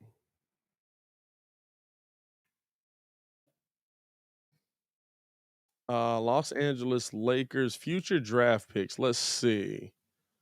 First round. Oh, they don't even have one. Because they traded it to the Pelicans. Is that facts? They don't have one? Oh no, the Pelicans sent them, traded Anthony Davis, Pelicans swap. Oh, they swapped first round pick. So they got the Pelicans first round pick this year. And the Pelicans made it. And the Pelicans made the playoffs. That's pretty funny. That's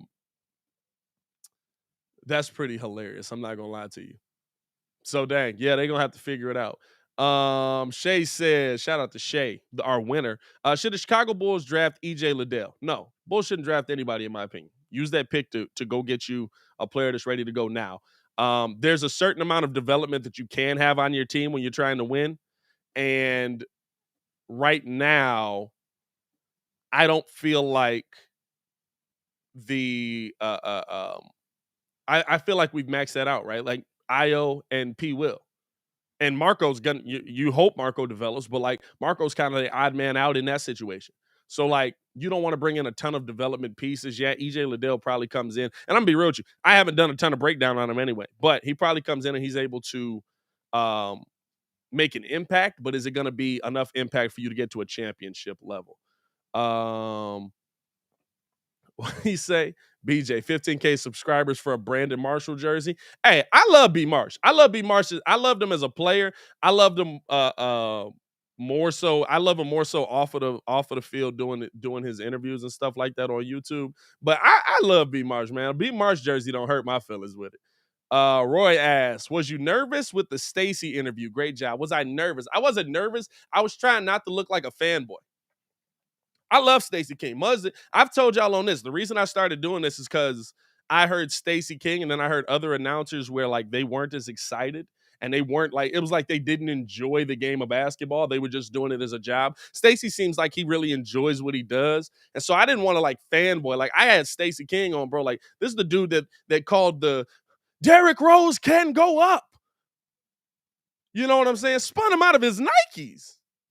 I could call out 4, 5, 600 of Stacey King's slogans. I like my meatball spicy funk. Like I love Stacey King, bro. Like that's my guy.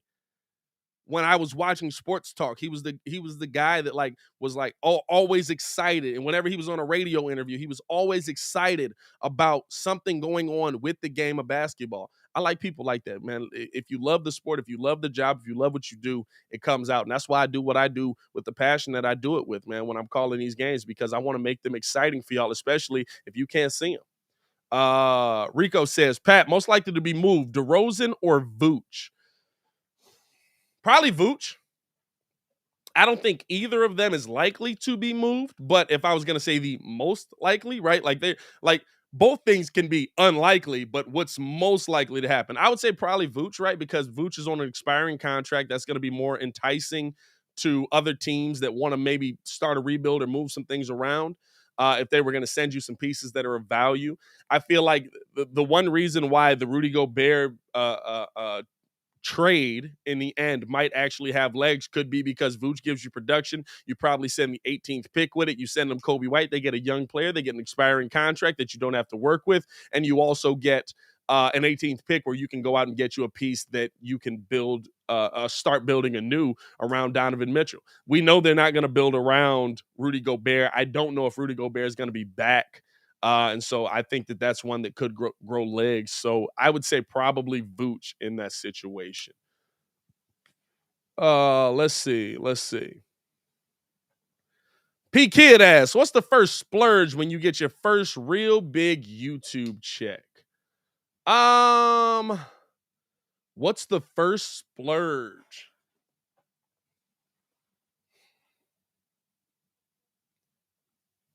I'm probably going to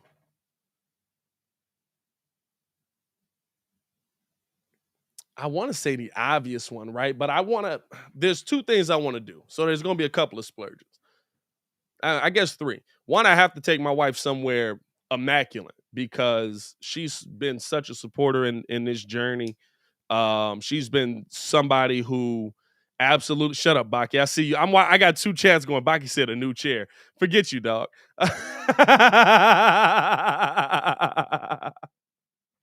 Forget you, dog. A new chair. I'm not gonna lie to you. Definitely a comfortable chair, bro. I might spend like $1,000 on a comfortable chair because you do need a good chair. I got to take my wife somewhere nice though because she's been a huge supporter of me in this journey. She's literally been like, okay, go follow your dream. Most women ain't doing that. So I'm talking about like Paris, Italy, something like that. Probably Italy. I got to know what apparently I have family over there and I probably should meet them at some point. Or they don't like black folks. So that'll be interesting. As far as like a personal flex item, no. Oh, the other thing I want to do, I want to rent out a suite at one of the Bulls games, hopefully a playoff game, and bring the whole Breeze chat in there, free of charge. Not the whole Breeze chat, 13,000 of y'all, that wouldn't fit, obviously, but like bring a bunch of the Breeze family to that event free of charge. Just pull up, we'll give away spots. That's one thing that I really want to do because I feel like the reason we're here is not only because my wife has supported us, but also because you guys have shown so much support of the show. And so we want to do that as well. And then the third thing, I ain't gonna lie to you, I'm getting a GTR. I'm getting a Skyline GTR. I don't know if I'll do that with the first check, but at some point with that, if it's a real dumb big YouTube check, like a M or something, I'm getting a GTR, bro. I'm getting my Skyline GTR. I just am. What else we got? Boom. Robert Schwartz asked, Pat, do you think the Bears defense is going to be top 5 next season? No.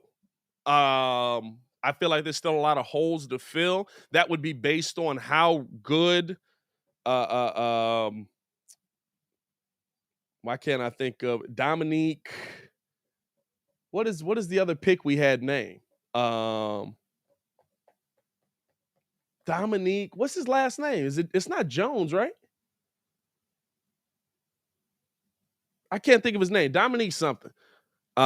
He would have to emerge for us to be a top 5 pick. Robinson, thank you, Rico. He would have to emerge for us to be a top 5 pick or top 5 defense next season, because you would have to have him and Quinn hitting on all cylinders. What else we got? What do you think about Kyle Kuzma to the Bulls? I wouldn't be mad at Kuz. Is he coming off the bench though? Or is he starting? But I wouldn't be mad at Kuz. I feel like Kuz is a really good player. I feel like he's kind of found his role. It's like somebody told him, hey, if you put your back to the basket and do a spin move, nobody can keep up with you. And so all of a sudden, like now he's this really good player and stuff like that. So that's going to be interesting. Shout out to my co-host over on Locked On Bulls. Hayes in the building says we can't do a sign and trade with the Lakers because they're over the tax apron. Hey, I ain't gonna lie to you. He be paying attention to that cap way more than I do. So shout out to him, man. What else we got? Just some questions in this mug, man.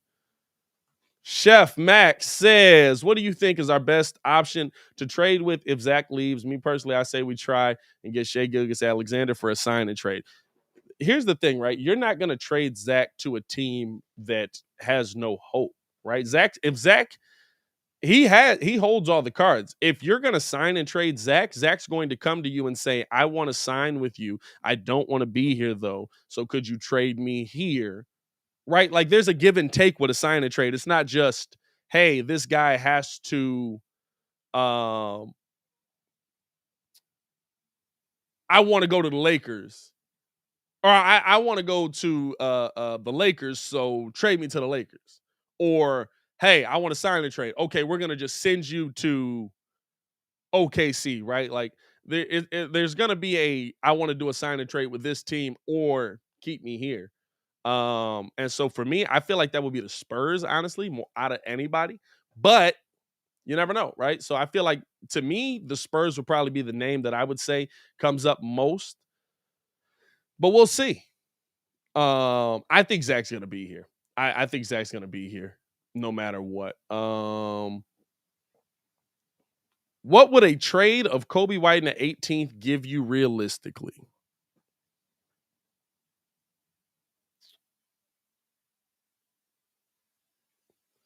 I think 18 alone.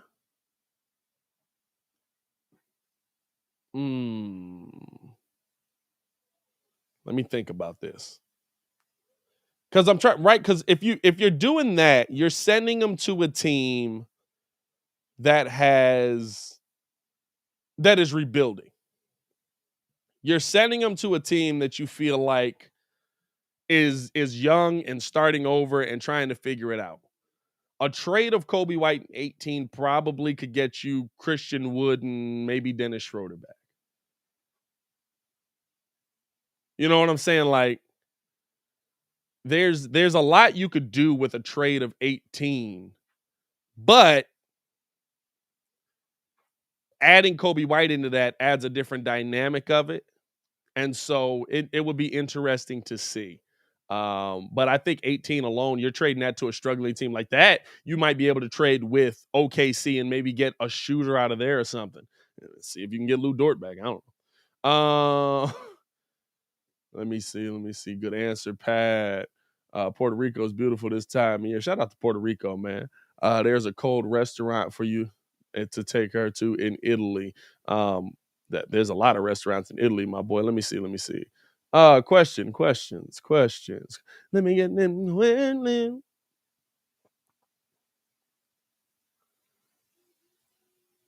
Let's see. Almighty says, Pat, what position do you want to see the Bears go make a splash signing for next offseason? I think that's where you go receiver. Because you can pay somebody dumb money. You can pay somebody dumb money if you go receiver in that situation. That's when you go receiver, especially if you've got a full slate of draft picks. You feel like you can go out and you can get, and maybe you go receiver high in the draft, right? Maybe you go draft the number one wide receiver in the draft, and that is able to put you, and then you can go spend money, I should say, in different directions. Then you can go spend money in a completely different world. I feel like that's a position that the Bears could be in coming into next season. But for me, I would go receiver, or you go find another stud linebacker to pair next to Roquan Smith. Those are the two positions I feel like you would need to go. Because I think Justin Jones is going to play pretty nice this season as well. I think he's going to be pretty decent this season. Baki in the chat. Baki, what's good? What is your thoughts on Dan Orlovsky's tweet about Darnell Mooney not being a number 2 and the players he listed as number 2? So let's pull this up here, right? Let's pull this. Let me do this here. Because I believe we dropped that in the Discord as well. For some reason, my computer being very stupid right now. Here we go. Let me see if I can pull this up in the Discord, because there's some players on there that I do agree with. There's some players on there where I feel like Dan Orlovsky just is in love with the Lions, and so he can't get past his Bears hate, right? So let's see here. You're not gonna pull up? There we go. Give me a second. Here we go. All right, let's share that, and we're live. All right, boom. So this is the list of players that, let me see, can I do a side-by-side on this one? There we go. This is the list of players that Dan Orlovsky essentially calling out Bears fans, saying, hey, you don't have a number 2 right now, that he feels are number 2 wide receivers. There's only one problem with this to me. Okay, Adam Thielen, I'll give you. T. Higgins, I'll give you. But T. Higgins and Darnell Mooney production, I can say that could be similar. Tyler Lockett legitimately plays like Darnell Mooney, but Tyler Lockett's their number 1. If you look at Tyler Lockett on that field and you say he's their number 2, you are mistaken, my boy. DK is the bigger name. DK is not the number 1 wide receiving option on that team. Anybody that sees the Seattle Seahawks can tell you that right there.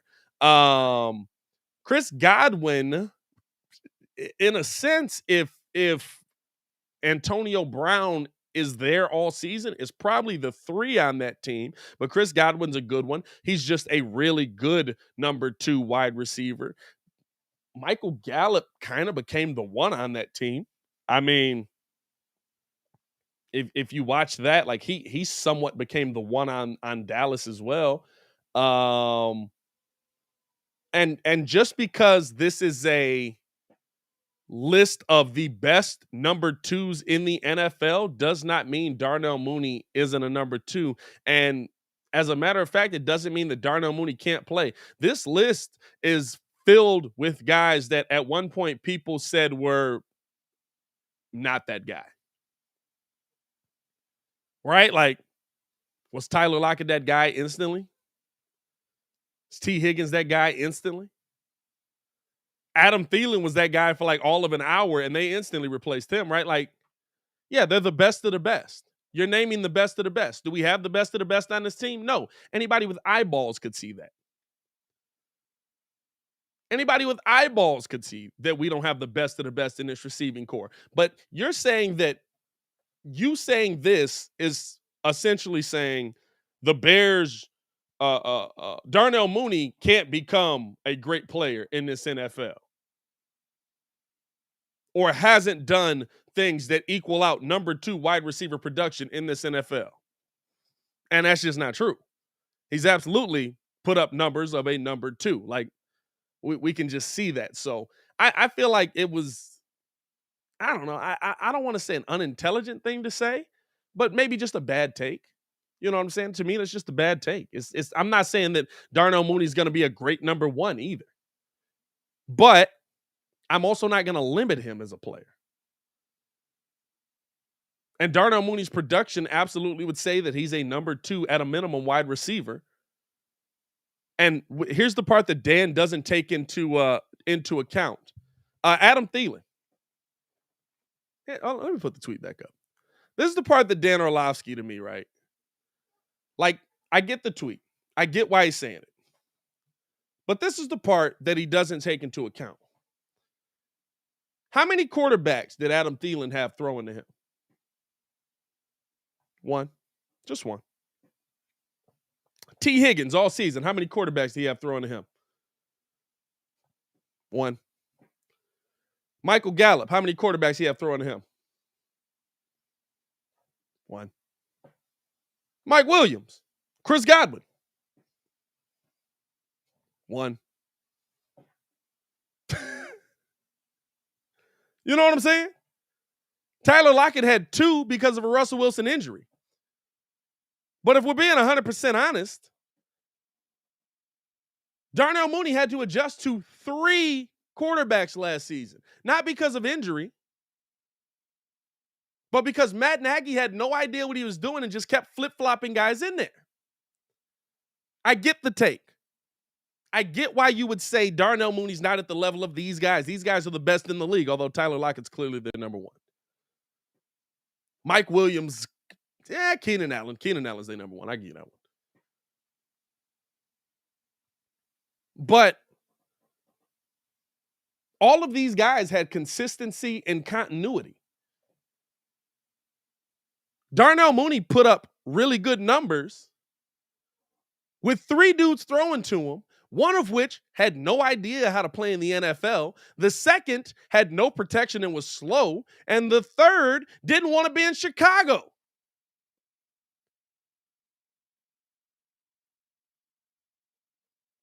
So it's a very different situation.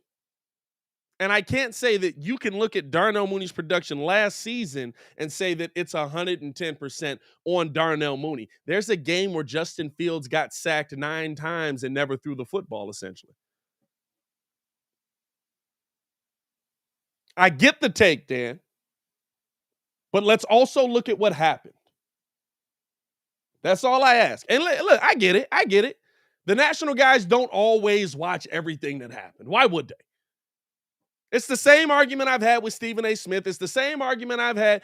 Why would they want to watch Bears football all year? I get it. I understand. But let's not put things out there like this if we're not paying attention to what's happening game in and game out. Darnell Mooney's numbers look this way because he had 3 different offensive sets set up for him.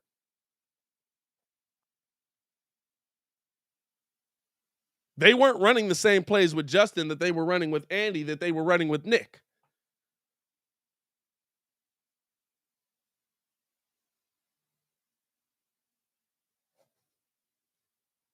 You know what I'm saying? That's all I ask. That's all I ask. Let's if we're gonna give these hard line, I'm gonna shut down Bears fans because I'm sick of hearing about Darnell Mooney takes. Let's at least look at what's actually happened. Let's at least look at what actually went down on the field.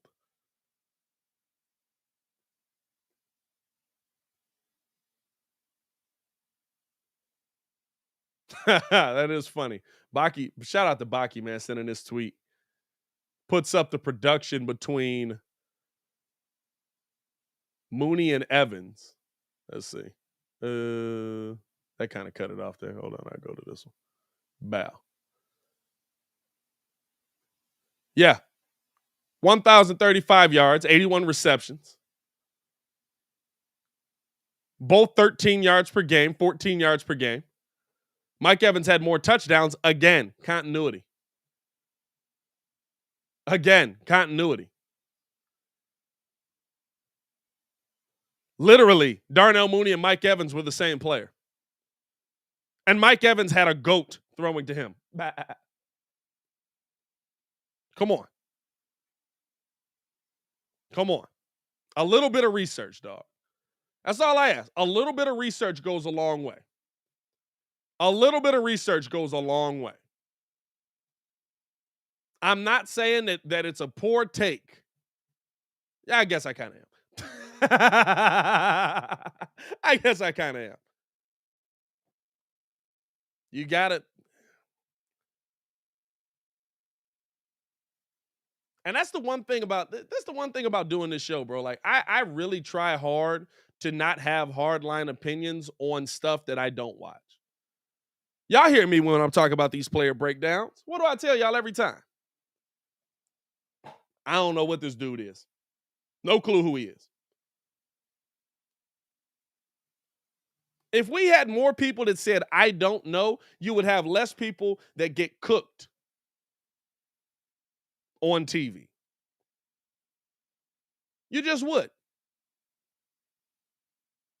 Watching this stuff for a long time don't mean that you fully understand this stuff. You know what makes me feel good after the Stacey interview? A lot of the stuff that we've been telling y'all, Stacey King said. A lot of the stuff that we've been telling you guys, Stacey King was kind of backed us up on it, right? Like he was kind of like, hey, you guys have been watching this for a long time. You understand this. You know what I'm saying. You know what I mean? Like,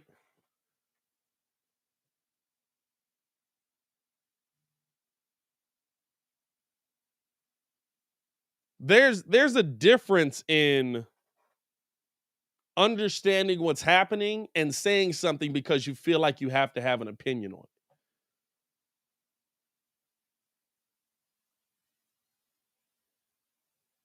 I don't feel like I have to know everything. That is the thing. I guarantee you this. I'm going to sit there. I'm going to look at it. I'm going to be like, I don't know what that means. So guess what? I'm going to get up and I'm going to go figure out what that means.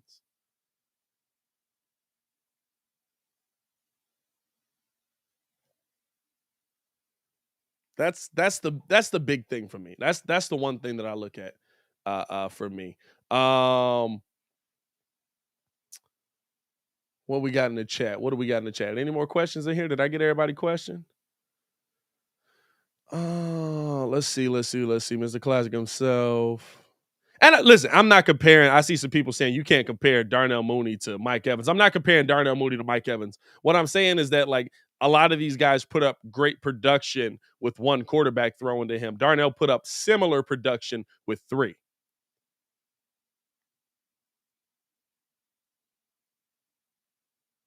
You know what I'm saying? Like Tom Brady threw to Mike Evans all season. Darnell put up very similar production with three different systems in place.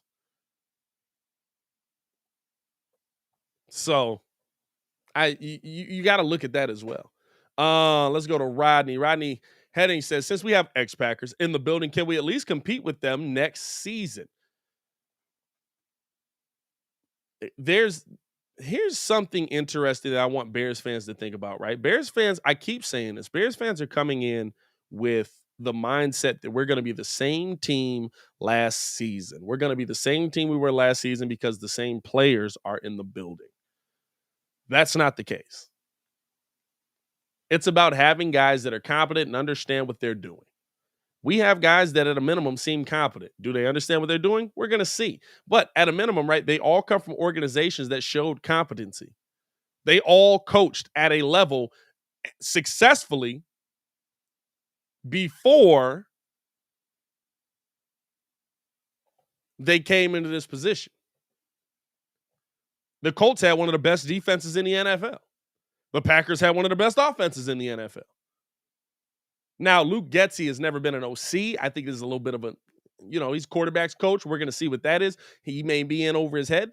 But at a minimum, right, there's a give and take with that as well. there's Luke Getsy playing well on one side, but there's there's Luke Getsy coaching the team well on one side, but there's also Lucas Patrick, who's out there in the trenches, who understands this playbook just as well as Getsy does, and comes back to you on the other side and saying, "Hey, listen, yeah, let's not do that again because that doesn't work out there." So there's a give and take relationship with player and coach that you should always see. Can we compete with them next year? Yeah, we can compete. That doesn't mean we're going to win. Compete doesn't mean win. The Bears are going to score more points. I guarantee you the Bears are going to score more points. Matt Nagy was historically football bad. The Bears are going to score more points. The hard part for us is going to be turning that from the Bears are going to score more points to, hey, the Bears scored more points. Now are they good? Are they better? Or are they just a mediocre offense because he was historically bad? That's a very different situation.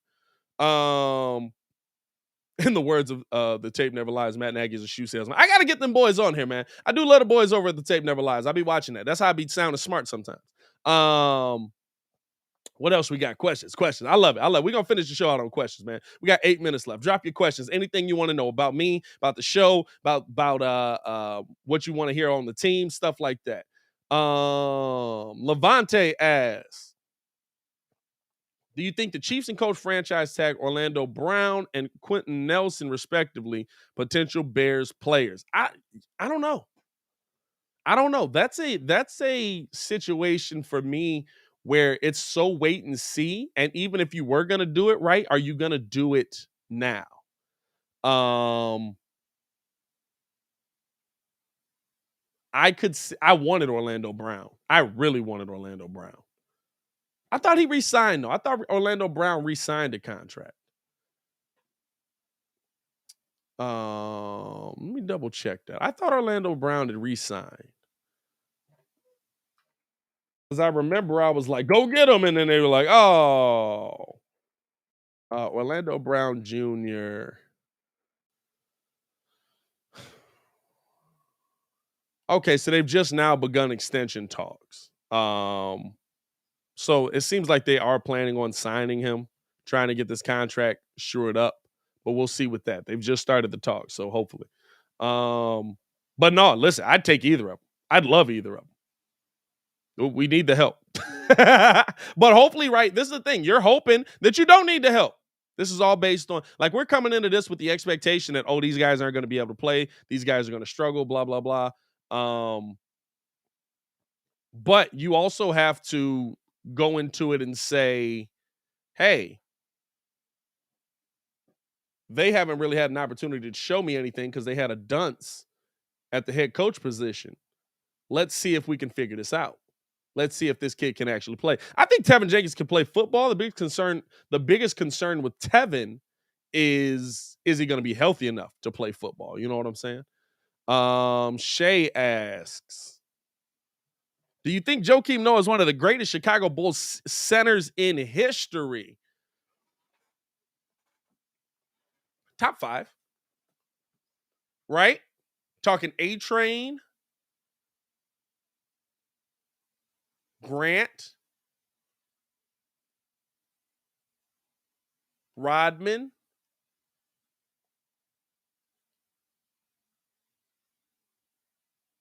that might be all the great big men we've had. Now that I think about it, Joakim's definitely in the top 5. Am I missing a big man? We haven't had a ton of great big men. Let's see. I mean, 5. You might be getting back to Tyson Chandler. Let's see. Chicago Bulls. Ben Wallace that one season.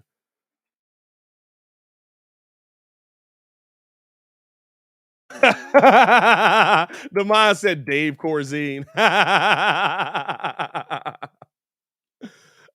He's probably in there. Tom Borwinkle's in there. I'm trying to think. Longley, no. Clifford Ray, yeah. Oh, you know what? Pau Gasol is probably a top 5 center. Pau Gasol is probably a top 5 center. Yeah, it's probably A-Train. I would go A-Train. I would go 2 Rodman, even though I know he wasn't really a center, I guess. Like, he was a big man, but he wasn't a center. Bob Love was a forward. I mean, you talk about Tom Boyd. We haven't had a ton of great big men, dog. You know what I'm saying? Pau Gasol. I guess you can't really go Rodman because he wasn't the center on that team. Yeah, he's in there for sure. What else we got? Do you think I will replace Lonzo Ball come next season? That depends on Lonzo's health. That really just depends on Lonzo's health when you talk about it. Dave Corzine. That's pretty funny. I'm not going to lie to you. Hearing Stacy talk about Dave Corzine was pretty hilarious, bro. And it's Phil Jackson no matter what. Like, yeah, Bacchiardis is definitely our best center ever. I like this from Steve-O. Let's get messy to close out the show. Does Giannis' 1 ring hold more weight than KD's 2? Let's get messy. A ring is a ring is a ring. You might like that one more, right? There's people that don't respect the Lakers ring. Guess what? It's still their next championship. It's still something that most players in NBA history don't have. You'll never hear me disrespect a ring because guess what? If the Bulls had won a bubble ring, if the Bulls had won a ring with KD the way that the Warriors did, we would not be discounting it.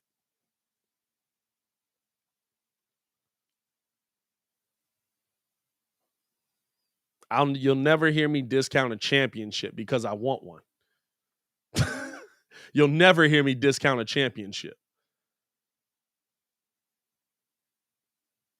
There's no, this ring didn't mean as much. Oh, that season wasn't as good. Oh, there's none of that. It's a championship. We got 6 of them. We haven't gotten one since 98. My brother wasn't born for the last Bulls championship.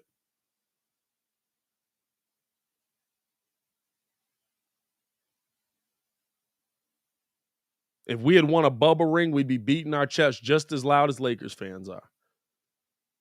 I don't use it as a discount, as a disrespect. If we had won a shortened season ring with Derrick Rose that year, we'd be beating our chest just as loud. Championship 7, baby. If LeBron and D Wade had decided to come here and we had won a ring with them, we wouldn't have been sitting here on the train of, oh, LeBron is weak. LeBron went here, he did this. You know what we'd be doing? LeBron probably, I'm gonna be honest with you, career move, probably the best move LeBron could have made, probably would have been to come to Chicago because they wouldn't have disrespected him because it's Jordan's franchise. Would have changed his entire perception. I guarantee it. I guarantee it. That's an interesting conversation for another day.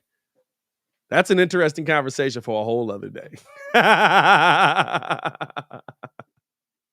If LeBron James had come to Chicago, they wouldn't have disrespected the Bulls the way that they disrespect him going to Miami.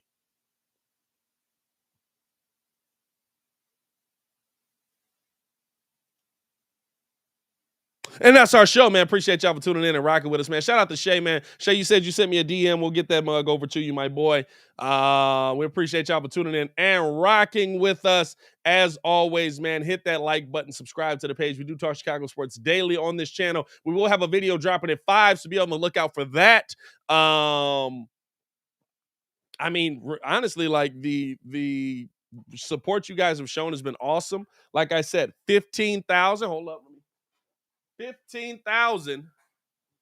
This is the next jersey we're giving away. Zach LaVine. These are dry fit too. I didn't even know this was a thing. So you can like wear this to hoop, I guess. I don't know why you would, but we're giving this one away at 15,000 subscribers. So make sure that you guys show support on that.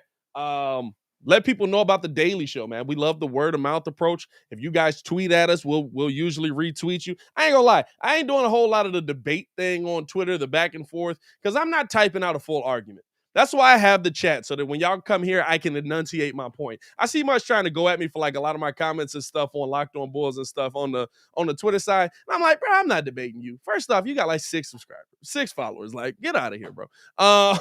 Hey, we appreciate the love that you guys have shown. As always, man, it's your boy, Pat the Designer, back at it again. We'll be back Monday morning from 11 to 1, like we always are, Monday through Friday. So make sure that you guys tune in on us with that. Also, follow us on everything. Follow me on everything at Pat the Designer, and follow the Windy City Breeze on Twitter at the WC Breeze. Appreciate y'all for tuning in and rocking with us, man. Hey, yo, Chicago, y'all stay safe out there, man.